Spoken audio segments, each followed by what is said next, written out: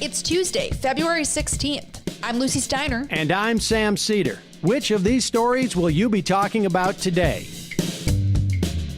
Despite a new purchase of doses by the federal government, supply of the vaccine isn't keeping up with demand. Meanwhile, the Senate's predictable but infuriating decision to acquit Donald Trump has reinvigorated pressure from the left to finally do away with the filibuster, as the GOP's hold over half of Congress threatens to stymie most of Biden's first term. And lastly, Trump's handpicked postmaster general, Louis DeJoy, is still in charge, busy sabotaging his own department as much as possible, because Biden is still blocked from firing him by some bloated bureaucracy. You are listening to Majority FM's AM Quickie, and these are the stories you need to know.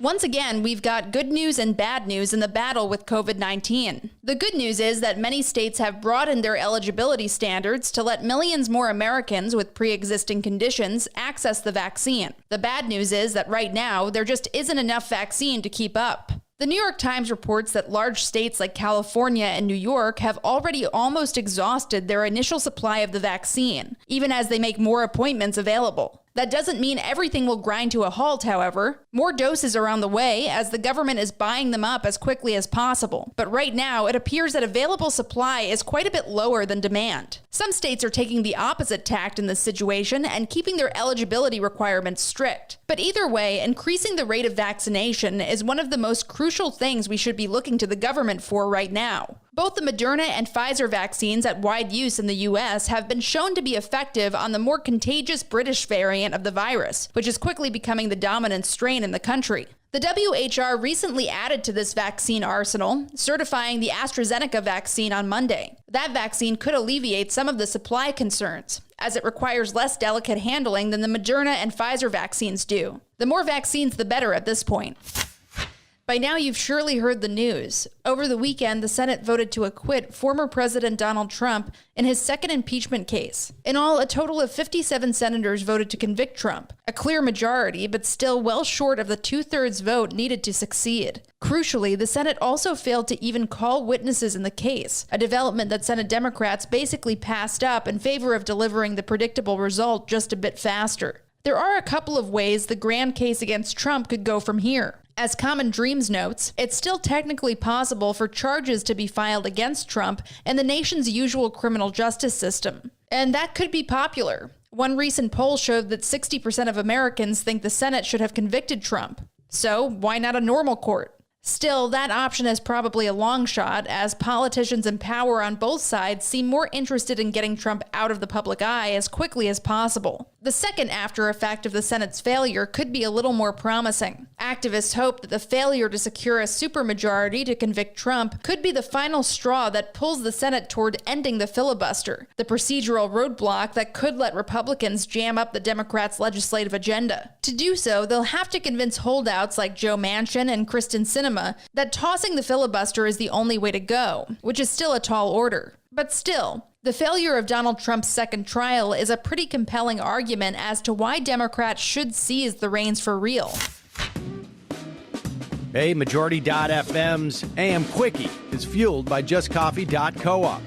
Just Coffee is a worker-owned coffee roaster based in Madison, Wisconsin, that has sponsored the Majority Report for nearly a decade.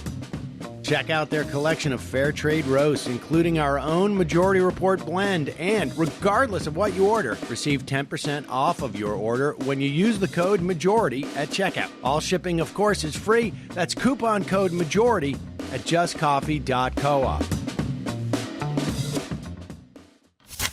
Thus far, Joe Biden has done a pretty good job at rooting out Trump loyalists from the ranks of the supposedly nonpartisan civil service. He made short work of Peter Robb, the Trump flunky who was running the National Labor Relations Board. But over at the U.S. Postal Service, Trump's man in charge is proving to be a little bit harder to dislodge. That's Louis DeJoy. You may remember him from his last-minute shenanigans around voting by mail and his general cost-cutting policies that have crippled the department he's supposed to be running. Now, the Washington Post reports that DeJoy is moving to institute more policies that would further slow down regular mail and make it more expensive. DeJoy's goal, of course, is to chop up the USPS and hand conservatives a chance to further privatize it. That's what they've always wanted. The problem is Biden can't toss DeJoy out as easily as he did Rob over at the NLRB. Slate explains that federal law actually prohibits the president from firing the postmaster general for any reason. Instead, the postmaster general reports to a board of directors that the president can appoint. And that's still dominated by Trump appointees because of, get this, Senate Republicans blocking Obama's nominees way back before Trump. Biden is surely putting pressure on DeJoy to quit behind the scenes, but attempting to force him out could cause severe legal problems. There are 3 vacancies on the board, which means Biden could technically flip it with new appointments, but it's anyone's guess as to how long that will take. And all the while, Louis DeJoy will continue to slow down the mail. And now, for some quicker quickies. Quicker Quickie. After more than a month offline, the controversial social media site Parler is back, with a new CEO who is, surprise, a member of a far-right group called the Tea Party Patriots. Sounds like more of the same over there.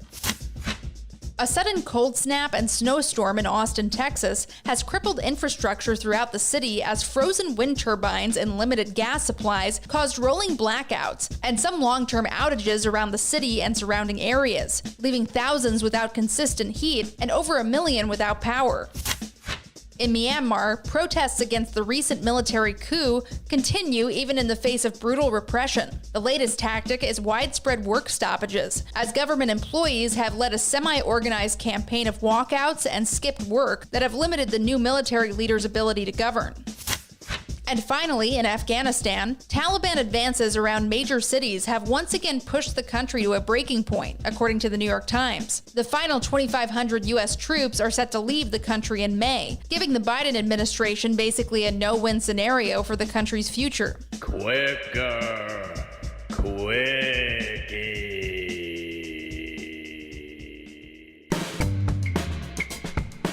That's all for the AM Quickie today. Join us this afternoon on The Majority Report.